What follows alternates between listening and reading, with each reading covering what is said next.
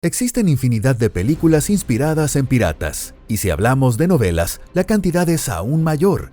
Sin embargo, lejos de la imagen romántica que evocan, los actos de piratería reales son un negocio criminal despiadado y tangible, donde no hay nobleza alguna. Todo gira en torno a la ambición desmedida por el dinero. Especialmente entre finales del siglo XX y principios del siglo XXI, la piratería no tiene ni rastro de romanticismo. Este tipo de actos ocurre en algunas de las regiones más pobres y marginadas del planeta.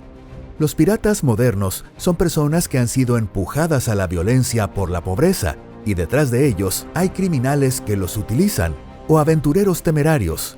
Todos ellos, en realidad, merecerían largas condenas de prisión. Hola a todos. Los piratas actuales suelen centrarse en atacar buques mercantes con escasa protección, y luego apuntan a los grandes tanqueros que transportan petróleo o gas. Los enormes cruceros de pasajeros, como los barcos turísticos, representan un objetivo difícil para ellos. Aún así, cuando se prefiere el dinero fácil a punta de pistola, se acaban emprendiendo los actos más temerarios. Curiosamente, hay ocasiones en las que un grupo salvaje armado solo con viejos fusiles AK termina venciendo a un crucero de última generación, símbolo de la civilización moderna. Eso sí, son casos extremadamente raros. Bienvenidos a Pangea. Comencemos.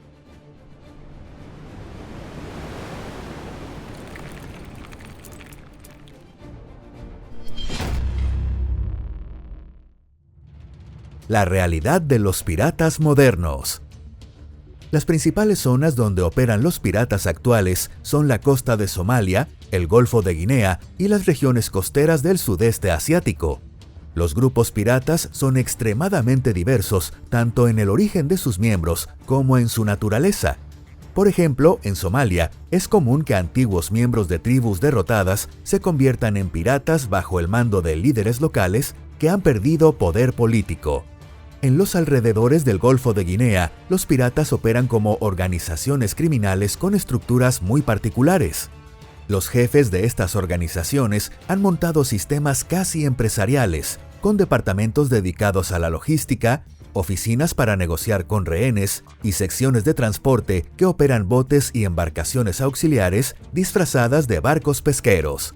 A veces, incluso tribus enteras o grandes clanes sobreviven cobrando peajes a los barcos que pasan por sus aguas. No es raro que utilicen esas ganancias para comprar armas o adquirir influencia política en sus regiones. Resulta extremadamente difícil determinar con precisión cuántos miembros tienen estos grupos piratas. Según investigaciones basadas en datos fragmentarios, la región que produce la mayor cantidad de piratas es el Golfo de Guinea. En segundo lugar, aunque no sea un título muy honorable, se encuentran las costas de Somalia y Yemen, en torno al estrecho de Bab el-Mandeb y el Golfo de Adén. En particular, el Golfo de Adén se ha convertido en los últimos años en un verdadero foco de piratería, donde incluso los cruceros han sido atacados. Aún así, incluso en estas regiones, el número de piratas se limita apenas a unos pocos miles. Cabe aclarar que esta cifra se refiere únicamente a los combatientes. Si incluimos a los tripulantes de los barcos auxiliares, guardias, negociadores, proveedores de armas, informantes y demás personal de apoyo, el número total asciende a decenas de miles. Además, no podemos olvidar a las familias, clanes o tribus enteras que dependen directamente de los ingresos generados por la piratería para poder sobrevivir. La vida de todas estas personas, al igual que la de los combatientes en primera línea, es extremadamente inestable. Todos ellos sobreviven como pueden en medio de la pobreza, y son precisamente los modestos botines obtenidos por los ataques a buques mercantes los que los sostienen, a riesgo de la vida, esa precaria existencia. Sin embargo, esperar una gran victoria, o mejor dicho, un gran saqueo, es simplemente una ilusión. La razón es que el equipo del que disponen los piratas es lamentablemente rudimentario. Viejos fusiles AK-47 convertidos en el símbolo de terrorismo, pistolas, escopetas y granadas de épocas pasadas. Para colmo, las lanchas motoras y esquifes que utilizan tienen motores desgastados, lo que hace prácticamente imposible perseguir a barcos modernos. Por ello, los piratas recurren básicamente a métodos primitivos. Lanzan cuerdas y garfios para abordar por sorpresa. En ese sentido, no se diferencian mucho de los piratas clásicos como Jack Sparrow en Piratas del Caribe. La falta de equipamiento, el escaso número de atacantes y sus tácticas simples son justamente las razones por las que no logran tomar un crucero. Las estrategias que funcionan con barcos mercantes pequeños o tanqueros lentos no sirven de nada frente a un crucero moderno. Aún así, lamentablemente, existe un caso registrado en el que los piratas lograron con éxito atacar un crucero. Y ese incidente, como ejemplo trágico del choque entre piratas y cruceros, merece ser contado en primer lugar. El caso del secuestro del crucero Le Ponant. Este incidente no es muy conocido, y no es para menos. El Le Ponant era un lujoso yate de vela de 3 mástiles, algo muy inusual entre los cruceros. Probablemente fue su tamaño relativamente pequeño lo que acabó por jugarle en contra y permitió que los piratas lo capturaran. Aún así, como un velero era bastante grande, su desplazamiento era de aproximadamente 1.500 toneladas y contaba con una tripulación de 30 personas. Por fortuna, en el momento del ataque, solo se encontraban a bordo los tripulantes.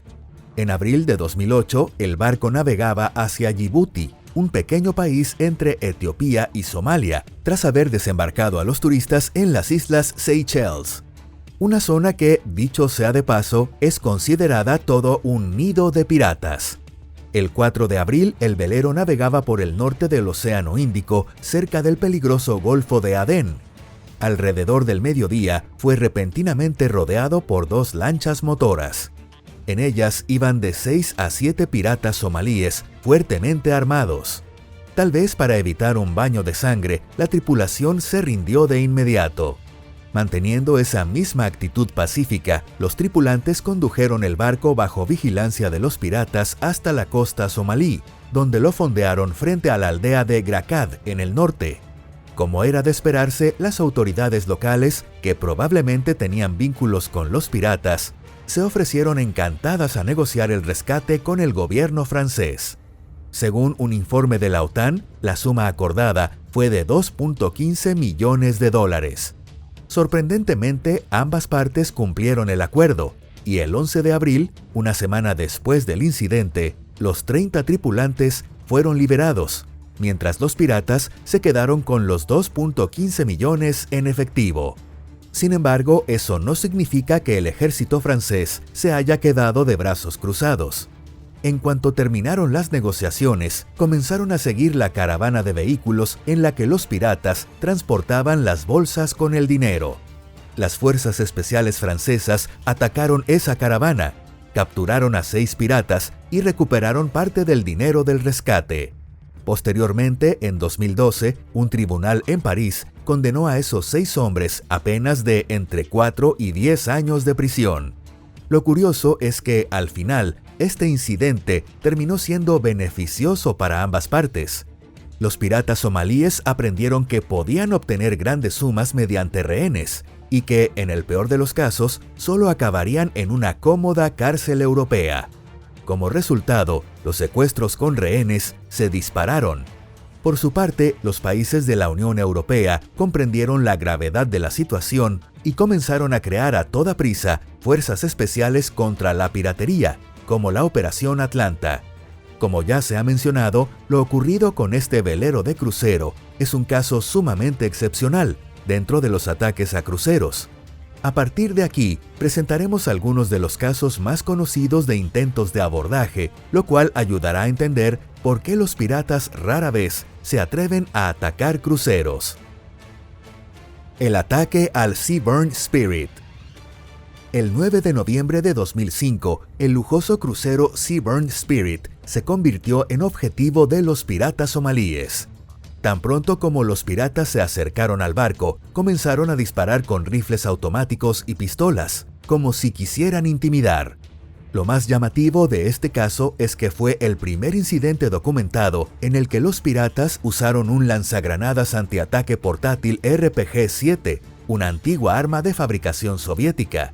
Afortunadamente, la ojiva de esta pieza de museo impactó en la superestructura, pero no causó daños importantes. Frente a rifles automáticos y mucho menos un RPG, las únicas defensas posibles para un crucero eran la pericia al timón y la velocidad. Las grandes olas generadas por el propio crucero dificultaban que las embarcaciones piratas pudieran acercarse lo suficiente como para abordar. Además, la tripulación del barco empleó un dispositivo de alta presión conocido como cañón de agua. Fue un enfrentamiento que parecía sacado de hace 300 años, un barco pacífico enfrentando a unos piratas despiadados. Pero esta vez, el barco no estaba del todo indefenso. Para empezar, su propia estructura servía como defensa. Con más de 10 metros de altura, el costado del casco hacía imposible que alguien pudiera saltar desde una lancha de apenas unas decenas de centímetros de alto. Y además, contaba con un sistema de defensa de última generación para la época, un arma acústica, como se la llamaba. Aunque no tuvo el efecto tan espectacular que se anunciaba, este cañón acústico podía emitir sonidos de hasta 150 decibelios. Tener aunque sea una forma de repeler armas automáticas ya era un avance. De hecho, los piratas, sorprendidos por el ataque sonoro, se retiraron inmediatamente del lugar. Por su parte, el crucero, ya fuera de peligro, interrumpió su ruta y, siguiendo instrucciones de la compañía naviera, puso rumbo de regreso a las Islas Seychelles. Uno de los tripulantes resultó herido, pero en general el incidente concluyó sin mayores consecuencias. El ataque al MSC Melody. En abril de 2009, un grupo de piratas atacó este crucero bajo el amparo de la oscuridad nocturna. Al parecer, pretendían aprovechar el sueño profundo de la tripulación y el efecto sorpresa del asalto. El ataque tuvo lugar en alta mar, a unos 1080 kilómetros de la costa de Somalia, una distancia imposible de cubrir con simples lanchas ligeras. Es muy probable que los piratas utilizaran un barco nodriza móvil como base de operaciones. Sin embargo, cuando varias lanchas piratas se acercaron al crucero y comenzaron a disparar al aire con rifles automáticos para intimidar, se encontraron con una sorpresa inesperada. Los piratas, que disparaban indiscriminadamente intentando obligar al barco a detenerse, recibieron una respuesta que jamás imaginaron. El crucero contraatacó.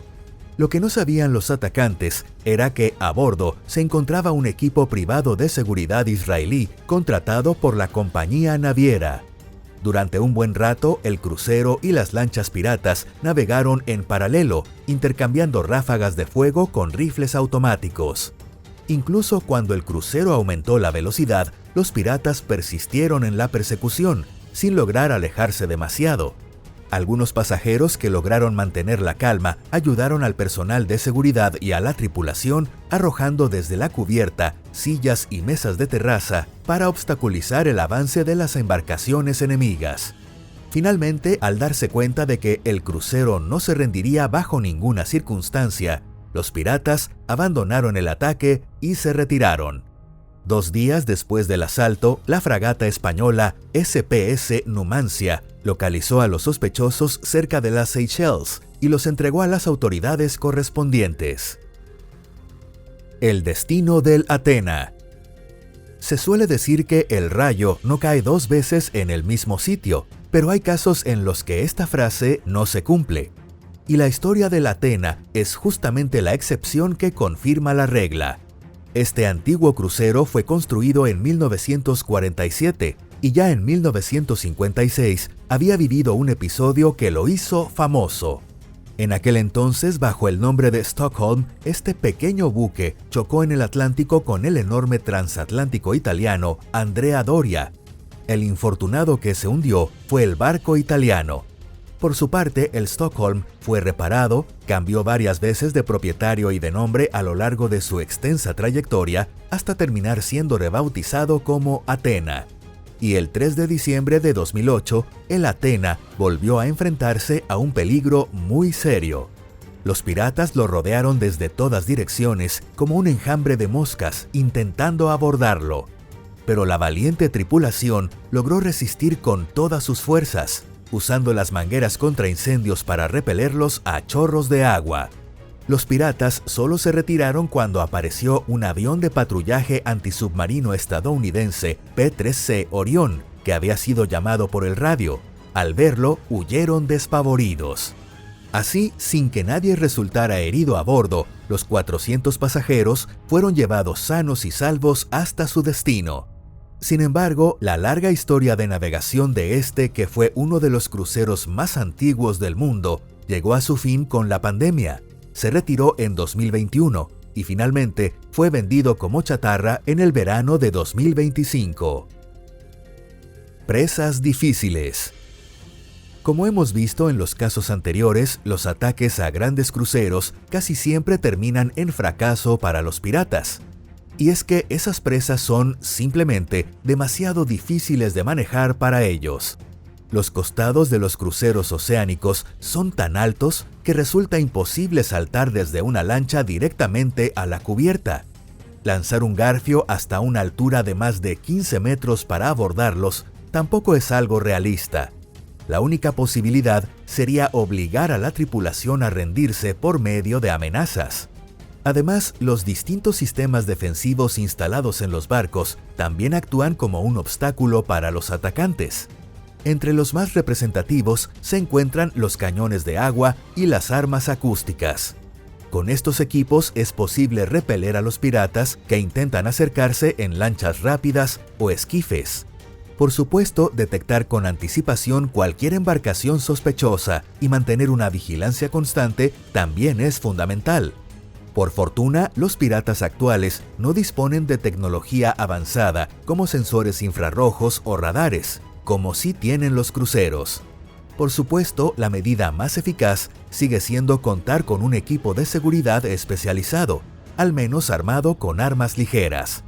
De hecho, como vimos en el caso del MSC Melody, en zonas especialmente peligrosas, conocidas como zonas rojas, sí se suele desplegar este tipo de equipos armados.